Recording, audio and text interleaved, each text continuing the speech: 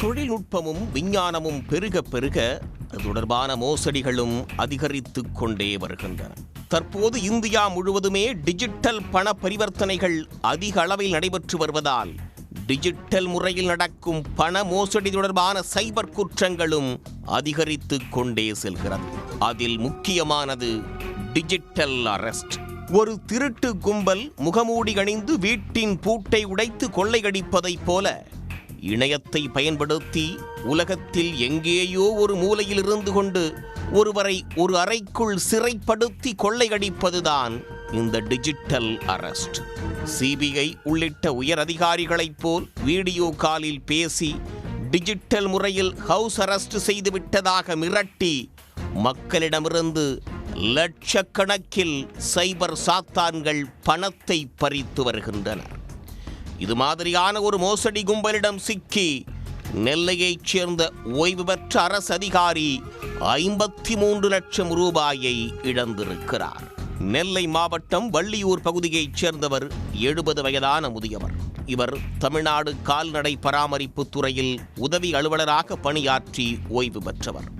அந்த முதியவரிடம் அதிக பணம் இருப்பதை தெரிந்து கொண்ட மர்ம நபர்கள் கடந்த 2 மாதங்களுக்கு முன்பு செல்போனில் தொடர்பு கொண்டு சிபிஐ அதிகாரிகள் பேசுவதைப் போல வீடியோ காலில் பேசியிருக்கிறார்கள். வங்கி கணக்கில் சட்டவிரோதமான பண பரிமாற்றம் நடைபெற்றிருக்கிறது என்றும் தவறான முறையில் பணத்தை சம்பாதித்துள்ளதாகவும் வங்கி கணக்கில் உள்ள பணத்தை ஆய்வு செய்ய வேண்டும் என்றும் ஆவணங்களை சரிபார்த்துவிட்டு நேர்மையான முறையில் பணம் சம்பாதித்திருப்பது உறுதி செய்யப்பட்டால் மீண்டும் அந்த பணத்தை திருப்பி அனுப்பிவிடுவதாகவும் கூறியிருக்கிறார்கள். பேசியவர்கள் அனைவருமே காவல்துறை உடையணிந்து சிபிஐ தோரணையில் பேசியதால் முதியவரும் அவர்கள் அனைவரும் உண்மையான போலீஸ்தான் என்று நம்பியிருக்கிறார். அதோடு இந்த விசாரணை குறித்து வெளியே யாரிடமும் சொல்லக்கூடாது எனவும், அப்படி சொன்னால் இந்த வழக்கில் முதியவரின் குடும்பத்தையும் கைது செய்ய நேரிடும் என்றும் 20 நாட்களாக அவரை மர்ம நபர்கள் டிஜிட்டல் அரெஸ்ட் செய்து வைத்திருக்கின்றனர்.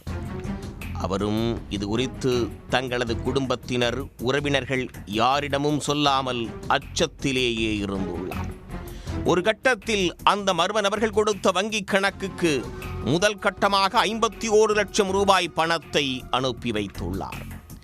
அடுத்த கட்டமாக 2 லட்சம் ரூபாய் அனுப்பியுள்ளார். மொத்தம் 53 லட்சம் ரூபாயை அனுப்பிய பிறகும் மீண்டும் அந்த நபர்கள் முதியவரிடம் பணத்தை கேட்டு தொந்தரவு செய்திருக்கிறார்கள். அதன் பிறகுதான் அவர்கள் மோசடிக்காரர்கள் என்பது முதியவருக்கு தெரிய வந்துள்ளது. உடனே அவர் நெல்லை மாவட்ட சைபர் கிரைம் காவல் நிலையத்தில் புகார் அளித்தார். அதன் அடிப்படையில் வழக்கு பதிவு செய்த போலீசார் சைபர் குற்றவாளிகளை பிடிக்க தீவிரமாக களத்தில் இறங்கினர். முதல் கட்டமாக இந்த மோசடியில் ஈடுபட்டவர்களுக்கு வங்கிக் கணக்கை கமிஷனுக்காக விற்பனை செய்த பாண்டிச்சேரி உப்பளம் பகுதியைச் சேர்ந்த ஆனந்த் என்பவரை போலீசார் கைது செய்திருக்கிறார்கள். அவரிடம் நடத்தப்பட்ட விசாரணையில் இந்த மோசடி வழக்கில் தொடர்புடைய பலர் லண்டனில் இருப்பது தெரிய வந்திருக்கிறது.